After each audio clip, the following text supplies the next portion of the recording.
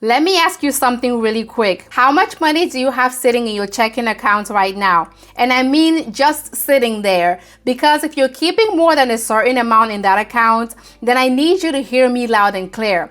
That is a huge mistake. And today I'm going to be telling you exactly how much you should have in your bank, what happens when you keep too much, and more importantly, what you should be doing with the rest of it. So if you're ready to stop letting your money collect dust and start making it work for you, then type money in the comments right now. Let's get into it. My name is Fani and I'm a former budget analyst who served on active duty in the military and the US federal government. I've seen firsthand how money flows, how institutions think about your money, and more importantly, how everyday families, hardworking people just like you, are unknowingly leaving money on the table every single month. I now teach personal finance to families who are tired of living paycheck to paycheck and are ready to build real lasting financial stability. And this topic right here is one of the most important conversations that we can have. So grab your notebook, get comfortable, and let's go. Here is the truth that most banks do not want you to know. Money needs to work. That's it. That is the whole secret, right? If your money is just sitting in a checking account earning 0% interest, then your bank is making money off of your money and you are getting absolutely nothing in return. Banks take your deposit and they lend it out with interest. They profit and you don't. And I've talked to families who have thousands of dollars, sometimes tens of thousands, just parked in a checking account like it's a parking lot. And here's the other thing nobody talks about: inflation. Think about what $10,000 could buy 5 years ago versus what it buys today. Everything from groceries to gas to rent costs more. So if your money is not growing, it's actually shrinking in value every single year. You are losing purchasing power without spending a single dollar, and that should light a fire under you and cause you to take action. So let's talk numbers. How much should you actually keep in your bank account? Here is a framework that I want you to use. Start by figuring out your monthly essential expenses. Categories like rent or mortgage, utilities, groceries, and transportation. Don't include eating out or subscriptions, just your essentials. Let's say that number is $1,800 a month for you. Now, here is the rule. If you have a stable job and have been there for years, then keep 3 months of essentials.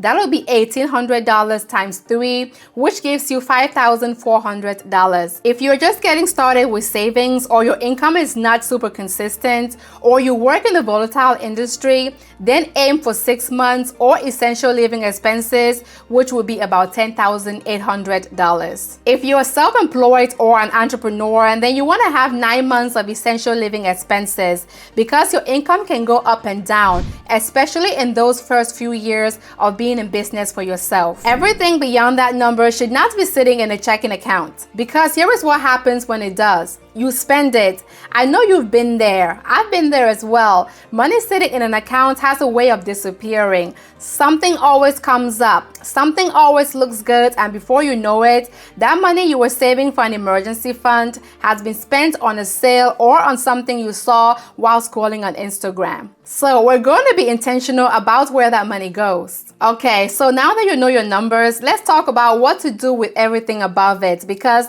this is where the real game begins.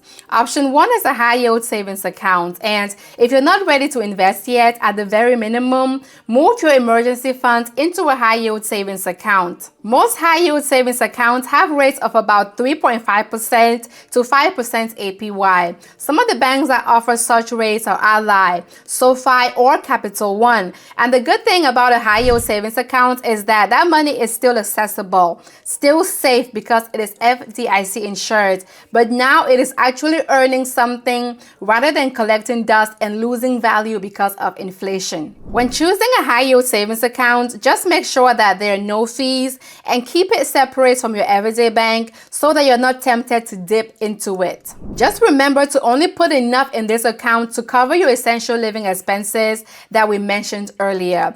Anything above that amount should be going into option 2, which is a Roth IRA. This is absolutely one of my favorites, and I tell every family I work with to have one. A Roth IRA is an individual retirement account where your money grows tax-free. You can contribute up to $7,500 a year if you're under 50 years old and $8,600 if you're 50 and older. And here's the beautiful part. You can invest inside of that account. So your money is not just sitting there, it is also growing. And because it is a retirement account, it has protections that a regular savings account does not. If you buy ETFs that track the S&P 500, then you're going to get an average of a 10% return on your investment every year, which is far more better than the 0.01% that you get from a regular checking account. Option 3 is stocks and mutual funds. You don't have to be a Wall Street expert to invest in the stock market, my friend.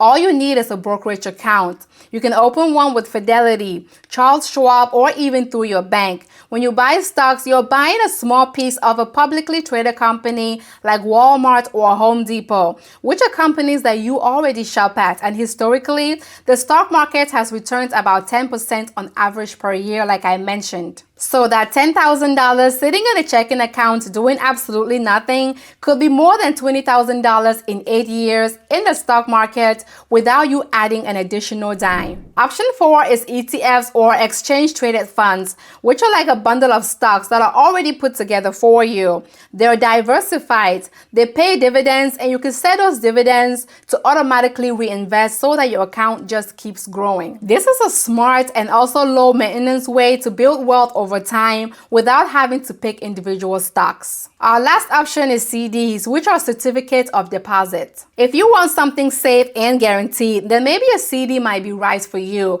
But keep in mind that you lock your money in for a set period of time, like 6 months, 12 months, or even a few years. And the bank pays you a guaranteed interest rate.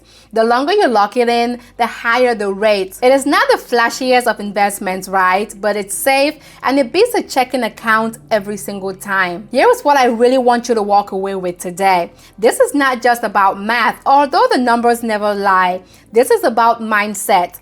Rich people don't let their money sit idle. They put it to work, and I want the same mindset for you and your family. You work hard for your money, right? And so your hard-earned money should also be working just as hard for you. The paycheck to paycheck cycle doesn't just happen because people don't earn enough money. It happens because the money is not being managed intentionally.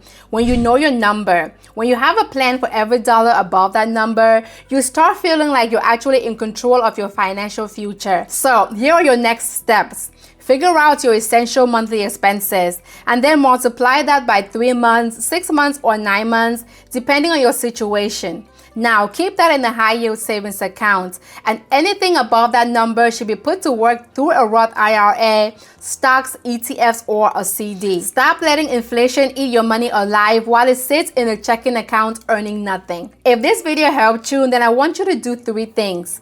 Like this video, share it with someone in your family who needs to hear this, and subscribe because every single week I'm bringing you real practical financial strategies to help you break the paycheck to paycheck cycle and build the stability that your family deserves. I'm Fani, and you got this.